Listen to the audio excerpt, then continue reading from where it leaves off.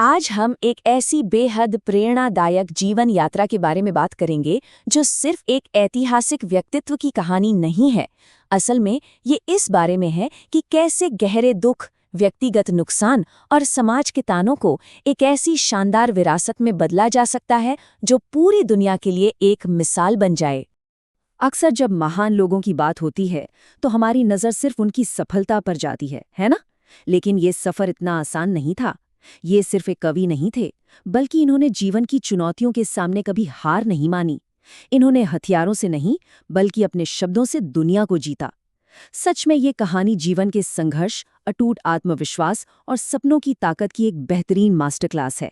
एक ऐसी कहानी जो आज भी किसी में भी नई ऊर्जा भर सकती है। तो चलिए शुरुआत करते हैं पहले हिस्से से, पिंजरे से प्रकृति तक।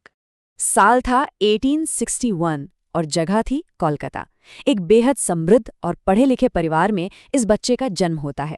घर में कला और शिक्षा का पूरा माहौल था, लेकिन एक दिक्कत थी। वो अपने आसपास की स्थापित व्यवस्था से बिल्कुल अलग थे। उन्हें पारंपरिक स्कूल की बंद दीवारें किसी पिंजरे से कम नहीं लगती थीं। क्लास में ध्यान न देने की वजह से अक्सर डांट भी पड़ती थी। पर दिलचस्प बात यह है कि उनका असली स्कूल तो बाहर प्रकृति में था। वो पेड़, पक्षी, बारिश और खुला आसमान, यही उनके सच्चे शिक्षक थे। उस खिड़की से बाहर देखते हुए उनके अंदर शब्दों और कल्पनाओं का एक ऐसा समंदर आकार ले रहा था जिसे स्कूल की व्यवस्था कभी समझ ही नहीं पाई। अब आते हैं इस कहानी के अगले पड़ाव पर, आलोचना का सामना।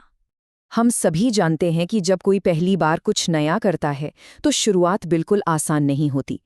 जब उन्होंने बहुत छोटी उम्र में अपनी कविताएं दुनिया के सामने रखीं तो पता है क्या हुआ? समाज ने उन्हें खुले दिल से नहीं अपनाया।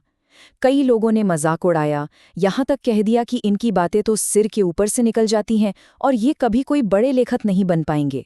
अब ऐसे तीखी आलोचना किसी का भी मनोबल तोड़ने के लिए काफ़ी है, लेकिन उन्होंने इस नकारात्मकता को अपनी कमजोरी नहीं बनने दिया। वो रुके नहीं।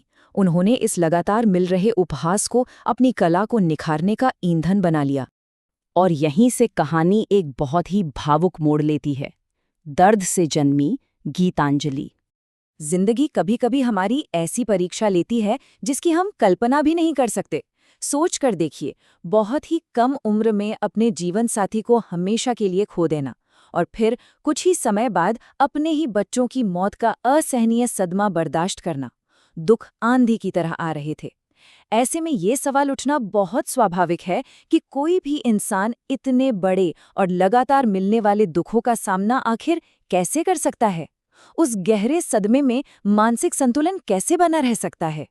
ऐसी स्थिति में शायद कोई भी आम इंसान पूरी तरह टूटकर बिखर जाता, पर यहाँ कहानी कुछ और ही थी।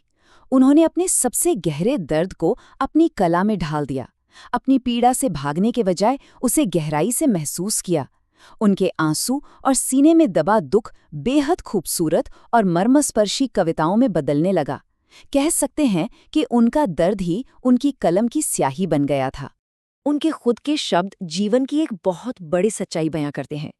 एक ऐसा दर्शन जो ये समझाता है कि दुख का अंधेरा चाहे कितना भी गहरा क्यों ना हो, हमारे भीतर एक उम्मीद की रोशनी हमेशा मौजूद रहती है। वो रोशनी कभी पूरी तरह नहीं बुझती और घोर निराशा के बीच भी उन्होंने अपने भीतर की उसी उम्मीद की रोशनी को जलाए रखा। इस गहरे संघर्ष से निकलकर आता है हमारा अगला अध्याय, विश्वभारती और एक नया दृष्टिकोण।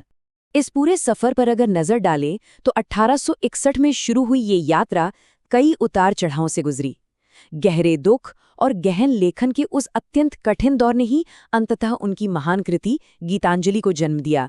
इस रचना का जादू ऐसा था कि इसने पूरी दुनिया को मंत्रमुग्ध कर दिया। और फिर आया साल 1913, जब वे साहित्य में नोबेल पुरस्कार जीतने वाले पहले भारतीय बने। ये सिर्फ एक व्यक्तिगत जीत नहीं थी, बल्कि पूरे राष्ट्र के लिए एक ऐसा पल था जिसने इतिहास रच दिया। कमाल की बात तो ये है कि इतनी बड़ी वैश्विक सफलता और इतने बड़े अंतर्राष्ट्रीय सम्मान के बावजूद उनमें रत्ती भर भी अहंकार नहीं आया। सच्चे महान लोगों की यही पहचान होती है। उनका बहुत ही विनम्र विश्वास था कि इंसान को सीखना कभी बंद नहीं करना चाहिए। सफलता कभी भी मंजिल का अंत नहीं होती, वो बस एक नई शुरुआत होती है। और इसी सोच के साथ उन्होंने शांति निकेतन में विश्व भारती विश्वविद्यालय की स्थापना की। अपने बचपन की घुटन को याद करते हुए उन्होंने एक ऐसी जगह बनाई जहां शिक्षा 4 दीवारों में कैद नहीं थी।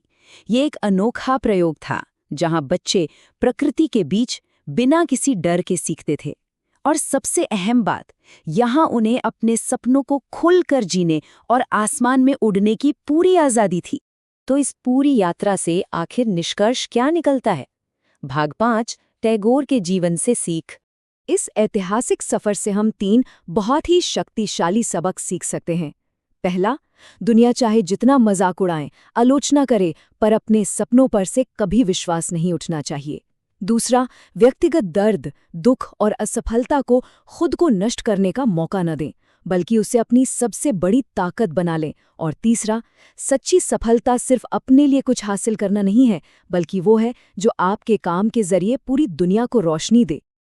उनका पूरा जीवन एक बहुत ही स्पष्ट संदेश देकर जाता है, जो इंसान परिस्थितियों के सामने घुटने नहीं टेकता, वही अंततः इतिहास रचेगा।